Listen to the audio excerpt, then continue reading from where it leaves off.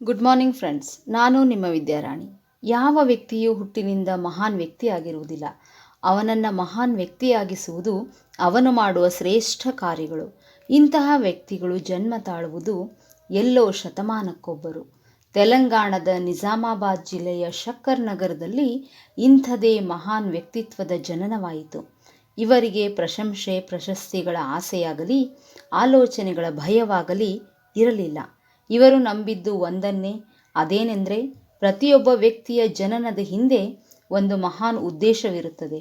ಅದನ್ನು ಅವನು ತನ್ನೊಳಗೆ ಹುಡುಕಿಕೊಳ್ಳಬೇಕಿದೆ. ಅವರು ಸಂಪೂರ್ಣ ನಿಸ್ವಾರ್ಥ ಭಾವದಿಂದ ಈ ಜಗತ್ತಿಗೆ ಒಂದು ದೂರದೃಷ್ಟಿಯನ್ನು ಕೊಟ್ಟರು. ಧ್ಯಾನದ ಚಮತ್ಕಾರದ ಪರಿಣಾಮಗಳನ್ನು ಜಗತ್ತಿಗೆ ಪರಿಚಯಿಸಿದರು. ತಮ್ಮ ಸಂಪೂರ್ಣ ಜೀವನವನ್ನು ಧ್ಯಾನ ಹಾಗೂ ಶಾಕಾಹಾರ ಪ್ರಚಾರಕ್ಕಾಗಿ ಮೀಸಲಿಟ್ಟರು.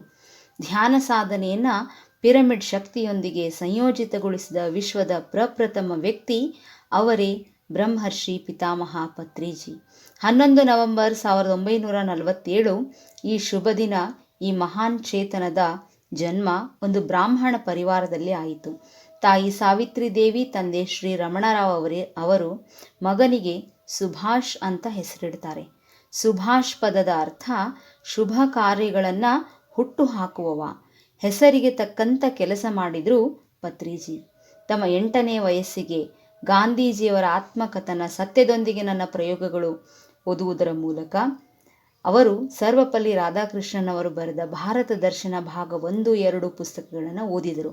ಇದರ ಪರಿಣಾಮ ಜೀವನ ಕಾಲದಲ್ಲಿ 1,00,000ಕ್ಕೂ ಅಧಿಕ ಪುಸ್ತಕಗಳನ್ನು ಓದಿ ಬೇರೆಯವರಿಗೂ ಪ್ರೇರಣೆ ಆದರು. ಪತ್ರಿಜಿಯವರು ಅವರ 4 ಜನ ಮಕ್ಕಳು. ಅವರ ಹಿರಿಯಣ್ಣನಿಂದ ಸಂಗೀತ ಕಲಿಯಲು ಪ್ರೇರಿತಗೊಂಡರು. PUC ನಂತರ TS ಚಂದ್ರಶೇಖರ್ ಅವರಿಂದ ಕೊಳಲು ನುಡಿಸಲು ಕಲಿತರು. ಅದಾದ ನಂತರ ಕರ್ನಾಟಕದ ಮಹಾನ್ ಸಂಗೀತಗಾರ ಪದ್ಮಭೂಷಣ ಶ್ರೀಪಾದ ಪಿನಾಕಪಾಣಿಯವರಿಂದ ಸಂಗೀತ ಶಿಕ್ಷಣವನ್ನು ಪಡೆದರು.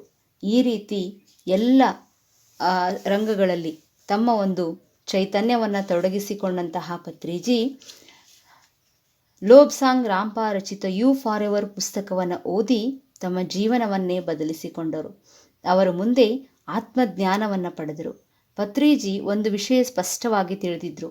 ಮೌಲ್ಯಯುತ ರೀತಿಯಲ್ಲಿ ನೋಡಿದರೆ ಪ್ರತಿಯೊಂದು ವಸ್ತುವು ಚೈತನ್ಯ ಸ್ವರೂಪಿ ಅಂತ.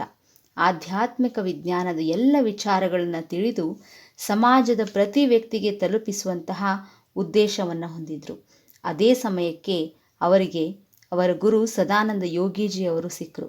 ಅವರಿಂದ ಸಾಕಷ್ಟು ಜ್ಞಾನವನ್ನು ಪಡೆದು ಅವರ ಸಮಾಧಿಯನ್ನು ನಂದವರಂನಲ್ಲಿ ನಿರ್ಮಿಸಿದಂತಹ ಪತ್ರಿಜಿ ವಿಶ್ವ ಕಲ್ಯಾಣಕ್ಕಾಗಿ ಧ್ಯಾನ, ಶಾಕಾಹಾರ ಹಾಗೂ ಆಧ್ಯಾತ್ಮಿಕ ವಿಜ್ಞಾನದ ಪ್ರಚಾರವನ್ನು ಮಾಡಲಿಕ್ಕೆ ಪಣತೊಟ್ಟು ನಿಂತರು.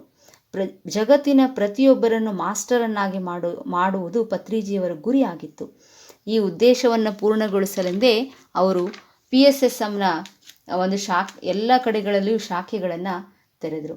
ಮುಂದೆ ಇವರು 10 ಹಲವು ಕಡೆ PSSM ಕೇಂದ್ರಗಳನ್ನು ತೆರೆದು ಪ್ರತಿಯೊಬ್ಬರಿಗೂ ಸಮಾನ ಅವಕಾಶಗಳನ್ನು ಕೊಟ್ಟು ಎಲ್ಲರನ್ನೂ ಮಾಸ್ಟರನ್ನಾಗಿ ಮಾಡಿದರು. ನಮ್ಮ ಕಡತಾಲ್ನ ಆಂಧ್ರ ಪ್ರದೇಶದ ಕಡತಾಲ್ನಲ್ಲಿಯೂ ಕೂಡ ಮಹೇಶ್ವರ ಮಹಾಪಿರಮಿಡ್ ಧ್ಯಾನ ಕೇಂದ್ರವನ್ನು ನಿರ್ಮಿಸುವುದರ ಮೂಲಕ ಪತ್ರಿಜಿ ವಿಶ್ವದ ಅತಿ ದೊಡ್ಡ ಪಿರಮಿಡನ್ನು ನಿರ್ಮಾಣ ಮಾಡಿದರು. ಬ್ರಹ್ಮರ್ಷಿ ಸುಭಾಷ್ ಪತ್ರಿಜಿ ಮೆಡಿಟೇಷನ್ ಪವರ್ ಏನು ಅಂತ ತಮ್ಮದೇ ವಿಸ್ಮಿತ ಆಧ್ಯಾತ್ಮಿಕ ಅನುಭವಗಳ ಮೂಲಕ ತಿಳಿದು 1979ರಲ್ಲಿ ಎನ್ಲೈಟನ್ಡ್ ಮಾಸ್ಟರ್ ಆದರು. ಪತ್ರಿಜಿ ಮಲ್ಟಿ ಡೈಮೆನ್ಷನಲ್ ವ್ಯಕ್ತಿತ್ವ ಹಾಗೂ ಬ್ರಹ್ಮಾಂಡದ ನಾಯಕ. ಮನುಷ್ಯ ಜೀವನವೂ ಕೂಡ ಪರಿಪೂರ್ಣ ಕರುಣೆಯಿಂದ ಜೀವಿಸಲು ಸಾಧ್ಯ ಎಂದು ತೋರಿಸಿಕೊಟ್ಟ ದಿವ್ಯ ಉದಾಹರಣೆ.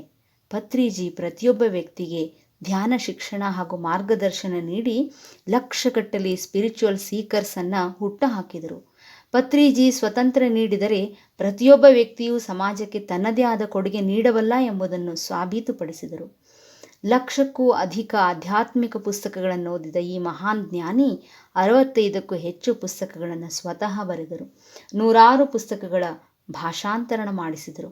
ಪತ್ರಿಜಿ ಅಪ್ರತಿಮ ಕೊಳಲು ವಾದಕರು, ಮಾಂತ್ರಿಕ ಗಾಯಕರು, ದಕ್ಷ ಆಡಳಿತಗಾರರು, ಕ್ರಿಕೆಟ್ ಪ್ರೇಮಿ ಹಾಗೂ ಅತ್ಯುತ್ತಮ ಪಾಕ ಪ್ರವೀಣರು. ಇವರು PSSM ಸಂಸ್ಥಾಪನೆ ಮಾಡಿ ಪಿತಾಮಹರಾಗಿ ತಮ್ಮ ಜೀವನ ಪರ್ಯಂತ ಆಧ್ಯಾತ್ಮಿಕ ಜ್ಞಾನದಿಂದ ಜನರ ಜೀವನದಲ್ಲಿ ಸಾಕ್ಷಾತ್ಕಾರ ಮೂಡಿಸಿ ಈ ಭೂಮಿಯನ್ನು ಸ್ವರ್ಗವಾಗಿಸುವಲ್ಲಿ ಮುನ್ನುಡಿ ಬರಿತಾನೆ ಹೋದರು. ವಿಶ್ವವೆಲ್ಲ ತಿರುಗಾಡಿದರು. ಜೀವನ ಪೂರ್ಣ ಕಾಯ ವಾಚ ಮನಸ ತಾವೇ ರಚಿಸಿದ 18 ಸೂತ್ರಗಳನ್ನು ಚಾಚೂ ತಪ್ಪದೆ ಪಾಲಿಸಿದರು. 24 ಜುಲೈ 2022 ಸಂಜೆ 5:07 ತಮ್ಮ ಭೂಲೋಕ ಯಾತ್ರೆ ಮುಗಿಸಿದರು. ಕಡ್ತಾಲ್ನ ಧ್ಯಾನ ಶಕ್ತಿ ಸ್ಥಳದಲ್ಲಿ ಇವರಿಗೆ ಮಹಾ ಸಮಾಧಿ ನೀಡಲಾಗಿದೆ. ಪತ್ರಿಜಿ ಕೇವಲ ದೇಹ ಬಿಟ್ಟಿದ್ದಾರೆ. ಅವರ ಚೈತನ್ಯ ಸದಾ ನಮ್ಮೆಲ್ಲರಲ್ಲಿ ದಿವ್ಯ ಜ್ಯೋತಿಯಾಗಿ ಪ್ರಜ್ವಲಿಸ್ತಿದೆ ಮಾಸ್ಟರ್ಸ್. ಯುಗ ಪುರುಷ ಧ್ಯಾನ ಸೂರ್ಯ ಪ್ರೀತಿಯ ಪತ್ರಿಜಿಯವರಿಗೆ ಕೋಟಿ ಕೋಟಿ ಪ್ರಣಾಮಗಳು.